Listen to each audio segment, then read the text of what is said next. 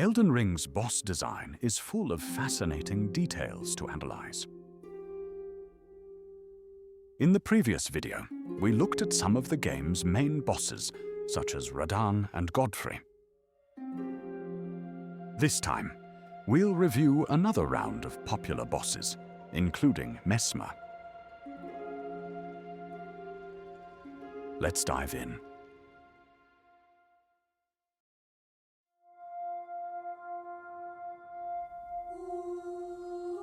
Elemer of the Briar, also known as the Bell-Bearing Hunter, wears a set of heavy armor forged in a foreign land. It is covered in rusted iron briars, described as the mark of the guilty. In the lands between, briars and thorns are often associated with criminals, exiles, and forbidden regions. This also applies to Elemer, who escaped his death sentence when he took control of the Shaded Castle. His helm features a skewed visor, modeled after a human face. Briars also grew here, seemingly piercing his right eye as punishment for his deeds. His shield was made in his land of origin, a realm of ascetics called Echoade. Beneath the thorns, we get a glimpse of an interesting pattern, possibly depicting a severed tree trunk.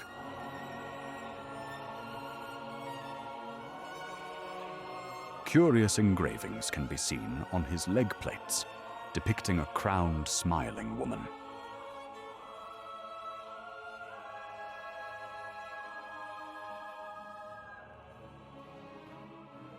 His sword, on the other hand, belonged to the nobles of House Marais.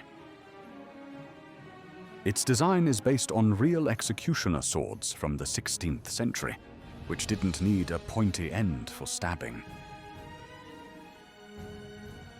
When he snatched it from the site of his execution, Elemer infused it with battle skills of his homeland, granting it telekinetic properties.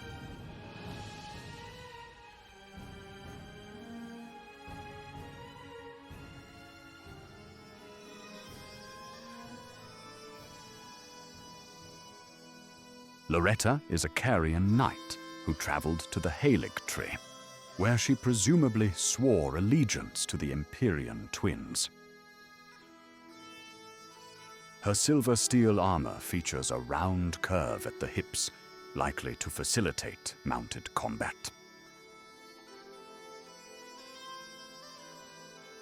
It is lavishly decorated in floral patterns, a common motif in outfits of the demigods and their vassals. Her blue cloak is an emblem of her knightly pride, that also hints at her Carian origins.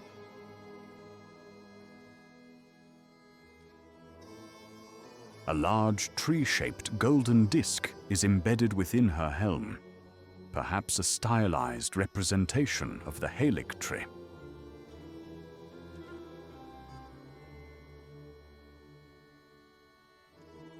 Her silver mirror shield has a peculiar shape, representing a sacred drop of dew. This could allude to celestial doom, harkening back to an era when stars guided fate.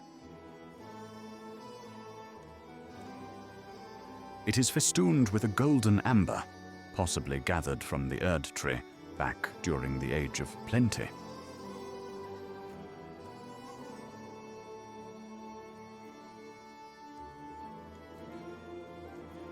Her war sickle had its Carian glintstone replaced with unalloyed gold, symbolizing her shifted allegiance.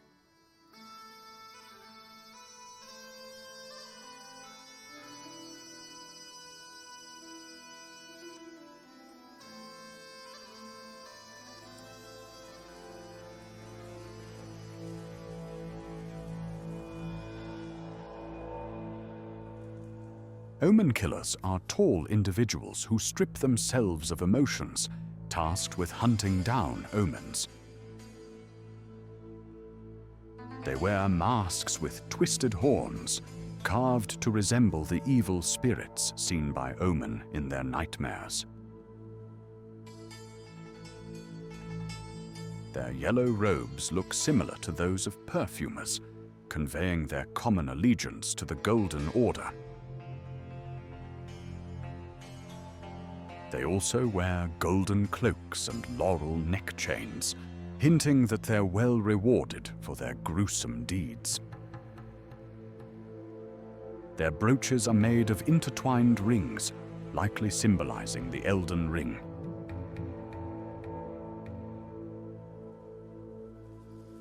Their weapons are large cleavers made of horns gathered from their victims.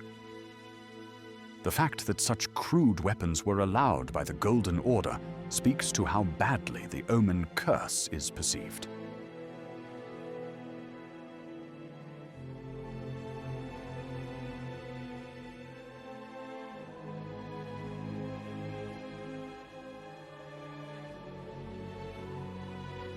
These veteran commanders act as mercenaries for various factions. They wear the same set of armor, featuring a red breastplate emblazoned with thorns. A circle of thorns is also present on their cloaks, likely symbolizing their status as outcasts. Their main cloaks are made of white fur, possibly gathered from snow trolls. Twisted horns protrude from their gauntlets and pauldrons, not unlike those of the Omen. They could also be symbolic of dragons, as implied in cut descriptions.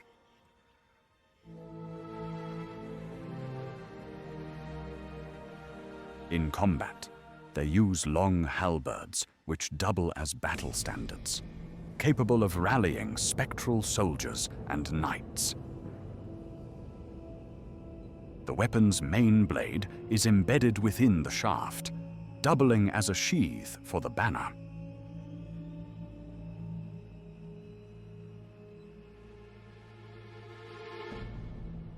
Commanders only have 1 foot, presumably due to having been maimed in past battles.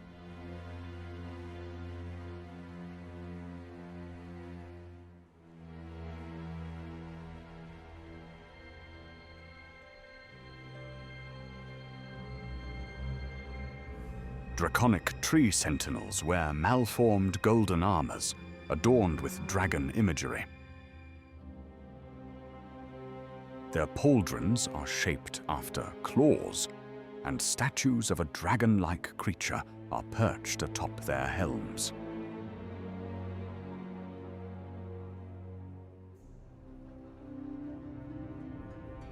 A layer of soot partially covers their golden plates, possibly charred by dragon flames.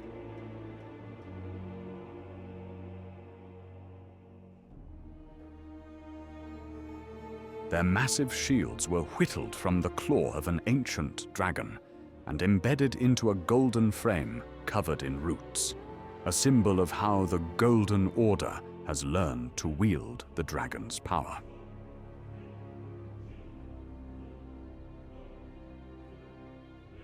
Their weapons were fashioned in a similar manner, combining a tree-like shaft to an ancient dragon's toe.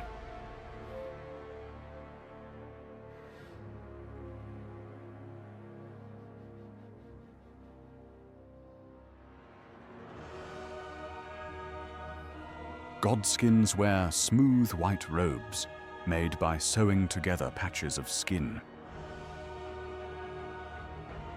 The 7 faces on nobles' aprons have yellow eyes, a common characteristic of demigods. The embroidered shape at the bottom completes a ring surrounding a central design, both of which also appear on the blue festive garb, worn by celebrants of Dominula village.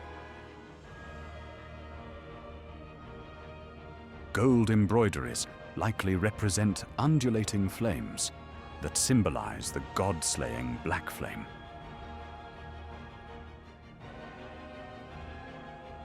Apostles wear lavish jewelry, including a large purple gem on their chest, probably gifted to them by the glow-eyed queen.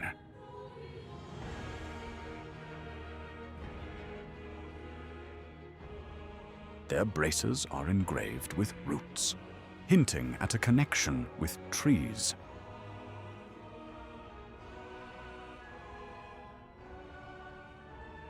In combat, they wield asymmetric twin blades called peelers, presumably used to skin their victims. One end features a sickle, while the other is shaped after a spiral reminiscent of the Godslayer's greatsword.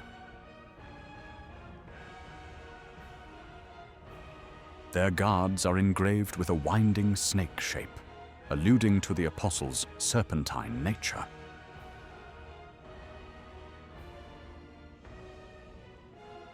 As for nobles, they wield large rapiers, hinting at the size of those they hunted. The weapon's name suggests they were used to stitch their robes together, acting as oversized sewing needles.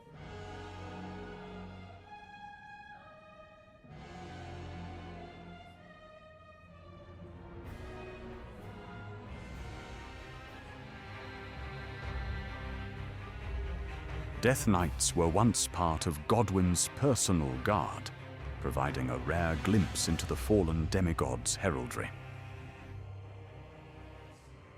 Their armors are adorned with an antiquated representation of the Erdtree, depicted on their brooch or perhaps on their pauldrons.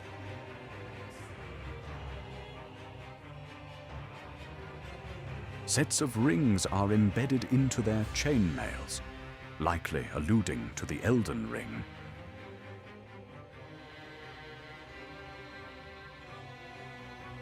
Their helms feature skeletal death masks as visors, as well as a mane of ash-colored hair, representing Godwin's hairstyle.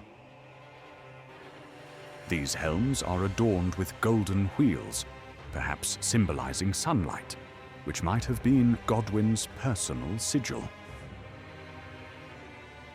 This shape is also similar to the mending rune of the Death Prince, which is tied to the age of the Duskborn ending.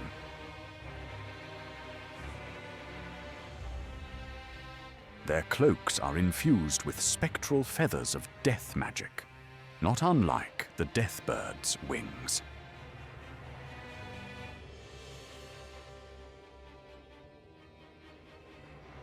Death Knights wield axes in combat, infused with crackling lightning of Leyndell's ancient dragon cult.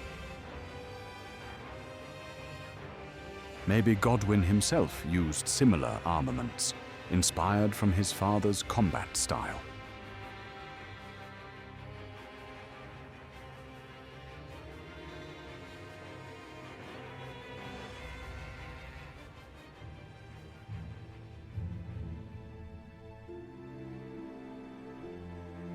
Commander Gaius is an old Albinoric warrior, mounted atop a great boar. He wears a set of heavy armor patterned after fallen seeds, with overlapping black iron plates that resemble petals.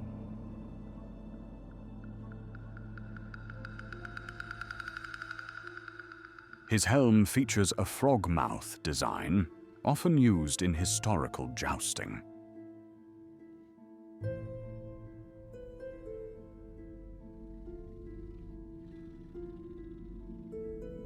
The boar's saddle is reinforced with double-layered plates engraved with floral patterns, protecting his back in combat.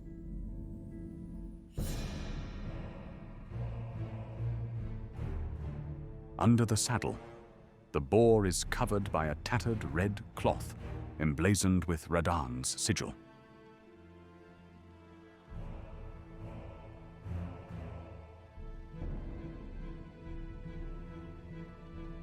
His weapon is a combination of great sword and couch lance, making it highly versatile in mounted combat.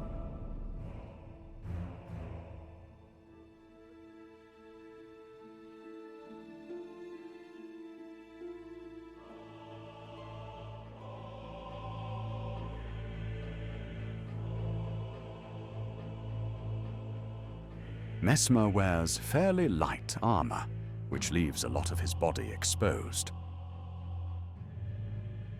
His chest piece is made of overlapping scales, possibly representing leaves.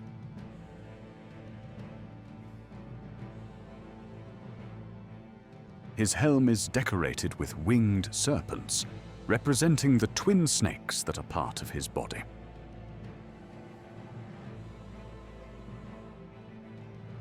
His red cloak is embroidered with his personal crest, the same one used as the Crusader's banner.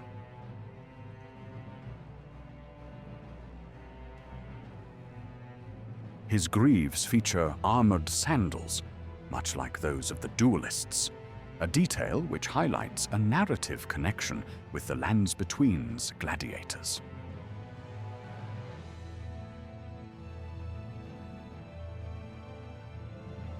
In his second phase, Messmer loses his cloak, giving us a better look at his underlying outfit.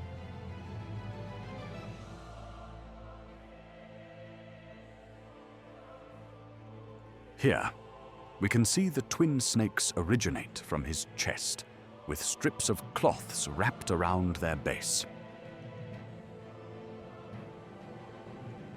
From up close, we can also see the remnants of a golden breastplate, likely worn in his youth, long before the Crusade.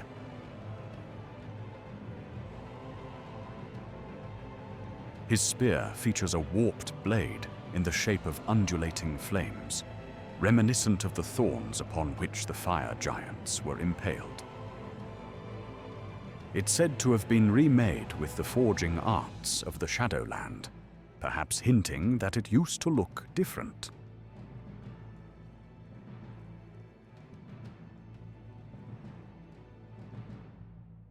Messmer's outfit conveys his role as a symbol of fear, the merciless executor of his mother's will in the realm of shadow.